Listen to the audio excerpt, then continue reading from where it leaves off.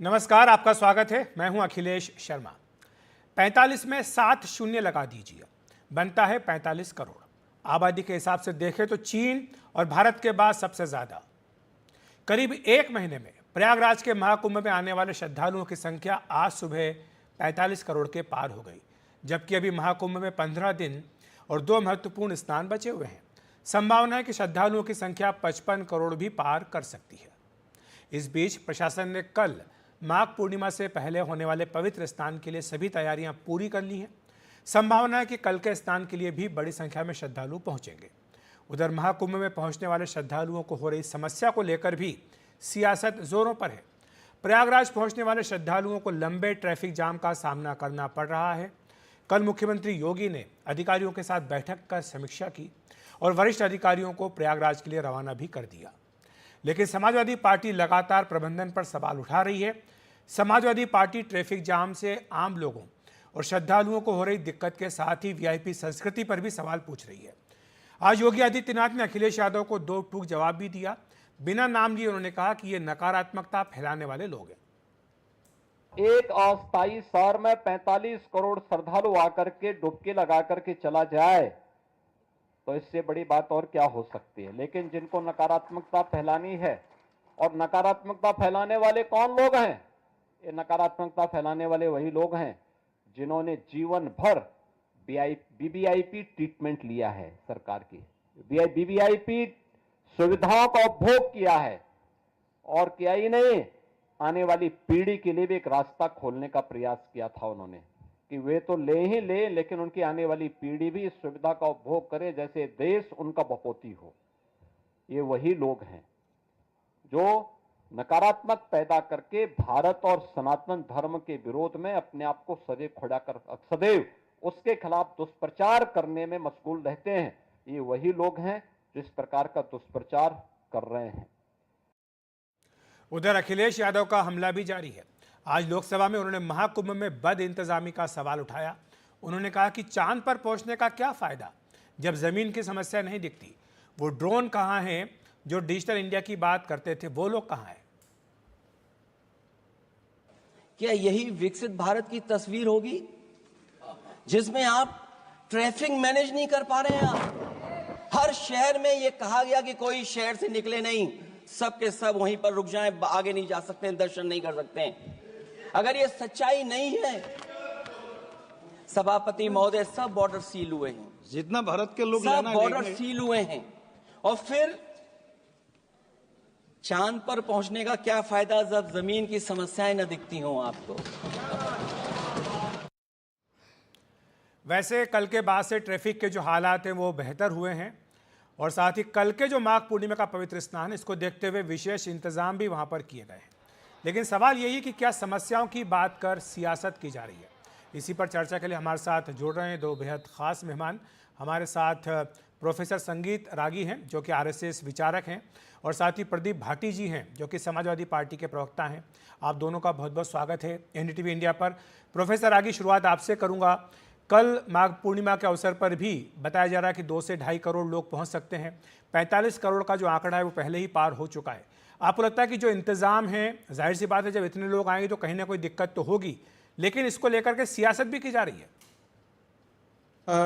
अखिलेश जी, देखिए, सियासत ही की जा रही है। मैं कुंभ से लौटा हूं। 25 किलोमीटर का दायरा है जिसमें कुंभ का क्षेत्र बनाया गया था, मेला क्षेत्र। अब यदि एक जगह पर आधा फ्रांस आकर के इकट्ठा हो जाए, स्वाभाविक है कि कल जाकर के समाजवादी पार्टी और बाकी लोग कह रहे हैं कि भाई आपने ही तो उन्हें आमंत्रित किया था। बिल्कुल आमंत्रित किया था, सबको कुंभ में आमंत्रित किया था, क्योंकि 144 साल के बाद ये कुंभ लगा है, इसलिए ये सारे रिकॉर्ड पार कर गया है। पिछली बार आपको पता होगा कि हरिद्वार में जब कुंभ लगा था 10 लाख के लोग आसपास लोग आए, 10 करोड़ लोग आए थे जी। आज 45 करोड़ ऑलरेडी आ चुके हैं यहाँ पर। और जिस दिन मैं लौटा था उस दिन भी ये माना जा रहा था कम से कम 1 करोड़ लोग वहां पर कुंभ में आ चुके हैं। ऐसी स्थिति में अव्यवस्था जरूर फैलती है, इसमें कोई दो राय नहीं है। दूसरी बात है, भारत के अंदर एक सिविक सेंस की तो जरूर कमी है। यदि इतनी बड़ी व्यवस्था में यदि जनता भी अपने नियम कायदे के अनुसार जो प्रशासन ने तय किया है चलने का, क्रॉस करने का, यदि उनका पालन नहीं करेगा तो स्वाभाविक तौर पर ऐसी दुर्घटनाएं घटने की संभावनाएं बढ़ जाती हैं। उस दिन भी जो है वो कुंभ में जो 123 और पोल नंबर 150 के बीच में घटित हुआ, इसी इसी इसी इसी आनाफानी में वो हुआ, इसे कोई इनकार नहीं कर सकता है। लेकिन जिस प्रकार से समाजवादी पार्टी और कांग्रेस के लोग और ये विपक्षी दल जिस प्रकार से आक्रामक होकर के इस पर टिप्पणियां कर रहे हैं, ये कोई बहुत अच्छी बात नहीं है। सोना ये आखिर जब आप ऐसे बड़े कुंभ का आयोजन करते हैं तो हमें ये नहीं भूलना चाहिए कि हम अपने कल्चरल पावर को दुनिया में स्थापित करने की कोशिश करते हैं। हम अपने सॉफ्ट पावर को दुनिया में स्थापित कर रहे हैं कि देखो एक ऐसी जगह है जहां पर श्रद्धा में करोड़ों लोग एक दिन स्नान करते हैं, आधा फ्रांस करता है, आधा जर्मनी आकर के स्नान करता है। तो इसको रादर देन हम इसका बेहतर तरीके से भारत के पक्ष में उपयोग करने के लिए हमारे लोग क्या कर रहे हैं कि इसकी छवि को ही, कुंभ की छवि को ही प्रदूषित करने की कोशिश कर रहे हैं। अब आप जरा देखिए समाजवादी पार्टी की सांसद जया बच्चन ने क्या कहा कि लाशें फेंक दिया। उनको पता नहीं है शायद कि हमारे साधु परंपरा में ऐसा भी होता है कि लाशें जो होती हैं वो गंगा में ही बहाया जाती हैं। मैं ये नहीं कह रहा हूं कि लाशें बहा दी गई और प्रदूषित हो गई, लेकिन किन आधार पर उन्होंने कहा कि लाशें फेंक दी गई? कल तो जाकर के यदि ये आरोप लगता है कि लाल टोपी पहने हुए लोग ही उस दिन भगदड़ के लिए जिम्मेदार हैं, तो कल जाकर के ये लोग बातें कही जा सकती हैं। और ठीक है, इसमें जवाब ले लेते हैं मीडिया जी। पर भी था और इसके कई साक्ष्य भी उपस्थित हुए हैं। ठीक है, जवाब ले लेते हैं। प्रोफेसर आगे हमारे साथ प्रदीप भाटी जी हैं। जो बात प्रोफेसर आगे कह रहे हैं प्रदीप जी कि ये एक बहुत बड़ा अवसर है, 144 वर्षों में आता है, पूरी दुनिया के सामने भारत की जो सॉफ्ट पावर है, भारत की जो सांस्कृतिक विरासत है, उसको शोकेस करने का एक माध्यम है। लेकिन इस पर सवाल उठाना, क्या ये विघ्न संतोष नहीं है? बार बार इस पर सवाल उठाना, एक बार नहीं बल्कि कई बार। नमस्कार आप सभी को। देखिए अखिलेश जी, जब भी हम कोई सवाल, वाजिब सवाल उठाते हैं, वो उसको या तो किसी धर्म से जोड़ दिया जाता है, किसी परंपरा से जोड़ दिया जाता है। बड़े दुख के साथ कहना पड़ रहा है कि हमारी आस्था, हमारी संस्कृति, हमारा आध्यात्मिक विरासत, जो हमारी मान्यता है, उसको भाजपा ने कुठाराघात इस कुंभ में किया है। उसने देश और नहीं उत्तर प्रदेश की जनता के साथ भी योगी जी ने बहुत ही अक्षम्य अपराध किया है। हमारी श्रद्धा का पवित्र संगम है ये कुंभ, और इसमें अव्यवस्थित और अनियोजित करके 10,000 करोड़ में लूट की गई है। अपने व्यक्तिगत प्रचार की बलि चढ़ा दिया गया है इस कुंभ को। और यहाँ पे बात कर रहे हैं कि ये कि इसको हमने कुछ लोगों ने आके इस पे सवाल उठाए, तो पॉजिटिव क्रिटिसिज्म तो भारतीय जनता पार्टी को समझ में ही नहीं आता है।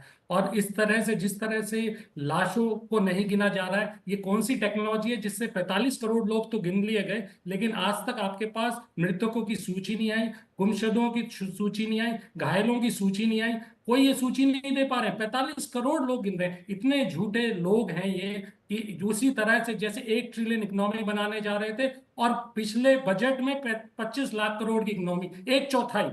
और इस तरह से इतना, मतलब 4 गुना झूठ, क्योंकि भारतीय जनता पार्टी ने झूठ पे तो जीएसटी लगा नहीं रखा है। तो इस तरह की बातें करना, लाशें गिनने की नदी, मैं आपको बताता हूँ, एक महिला है, उन्होंने ही अखबार में ये न्यूज आई थी कि उन्होंने कहा कि मैं थोड़ी सी बेहोश हो गई थी, और जब मैं थोड़ी सी उस जगी तो देखा कि मुझे सिपाही ने कहा कि इनको सबको फेंक दो, नदी के अंदर ही फेंक दो। उन्होंने सोचा ये मर चुके हैं, इनको लाशों को फेंक दो। तो कहीं ना कहीं से तो आदेश आया होगा कि इन लाशों को फेंक दिया जाए। 300 किलोमीटर का जाम लगा हुआ है। भूखे प्यासे श्रद्धालु के लिए ना कोई स्वास्थ्य व्यवस्था है, ना कोई आपातकालीन व्यवस्था है, ना कोई यातायात व्यवस्था है, ना कोई स्वच्छता की व्यवस्था है। हाँ, बस एक व्यवस्था चल रही है भारतीय जनता पार्टी के साथ, प्रचार व्यवस्था। प्रदीप जी, संक्षेप में मैं प्रोफेसर आगे से जवाब ले लेता हूँ इसका। रागी साहब, उन्होंने कहा है कि ये जो भगदड़ हुई थी उसमें मृतकों की संख्या नहीं बताई गई। देखिए, मुझे नहीं लगता है, जिस प्रकार से मैंने पुलिस को वहां पर देखा, अखिलेश जी आप भी अच्छी तरीके से जानते हैं, जहां पर 200 मीटर के दायरे में 50,000 की भीड़ हो और वहां पर इस प्रकार की भगदड़ मच जाए और उसे आधे घंटे में के अंदर व्यवस्थित सारी चीजें लागू की जाए।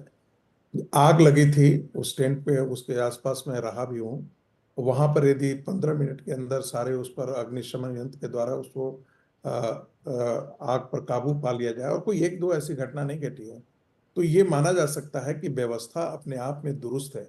लेकिन बेहतर से बेहतर व्यवस्था में भी मैं फिर वही दोहरा रहा हूं, यदि 1 करोड़ और 1.5 करोड़ और 2-2 करोड़ लोग एक जगह इकट्ठा हो जाएंगे तो ऐसी चीजें घटित होने की संभावनाएं बढ़ ठीक है, जाती है। संक्षेप में और समाजवादी पार्टी को ये नहीं भूलना चाहिए, हम्म, कैग रिपोर्ट उसको पढ़ना चाहिए। जब अखिलेश यादव के समय जो है वो कुंभ हुआ था कि उनको उनमें उन टेंट नहीं बना था, शौचालय नहीं बना था, पीने की पानी की तो समस्या नहीं। प्रदीप जी, और संक्षेप में आपका जवाब कि जब अखिलेश यादव की नहीं, सरकार थी उस देखो, वक्त प्रॉपर मेरे इंतजाम ख्याल भी से नहीं किए गए थे।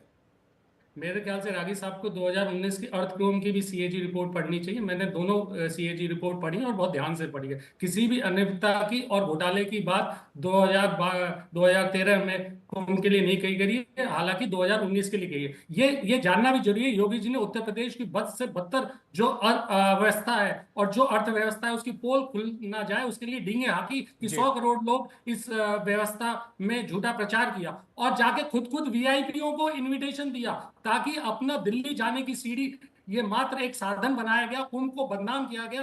कुंभ का जो पूरा अंधाधुंध जिस तरह से पैसा प्रदीप बर्बाद जी, किया और प्रदीप जी माफी श्रद्धालुओं चाहूंगा, के लिए समय की कोई कमी है। सुविधाएं नहीं है। इस प्रदीप तरह जी, से इस आपको बीच में रोकूंगा, इन्होंने समय की कमी है। आपका शुक्रिया हमारे साथ जुड़ने के लिए। प्रोफेसर आगे आपका भी धन्यवाद हमारे साथ जुड़ने के लिए। हम एक ब्रेक ले रहे हैं, ब्रेक के बाद तुरंत हाजिर होते हैं।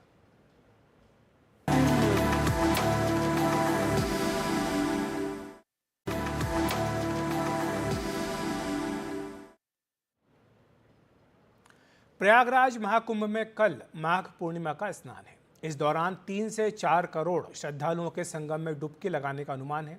इसके साथ ही कल श्रद्धालुओं का 1 महीने का कल्पवास भी पूरा हो जाएगा। मेला क्षेत्र में जरूरी और इमरजेंसी सेवाओं के अलावा बाकी गाड़ियों के लिए आज से ही नो एंट्री है। बाहरी वाहनों के लिए अलग अलग 36 पार्किंग स्थल बनाए गए हैं। भीड़ के मद्देनजर अक्षय वट के दर्शन बंद कर दिए गए हैं। श्रद्धालुओं के लिए कुल 133 एम्बुलेंस तैनात की गई हैं। साथ ही महाकुंभ जिले के सभी 43 अस्पताल हाई अलर्ट पर हैं।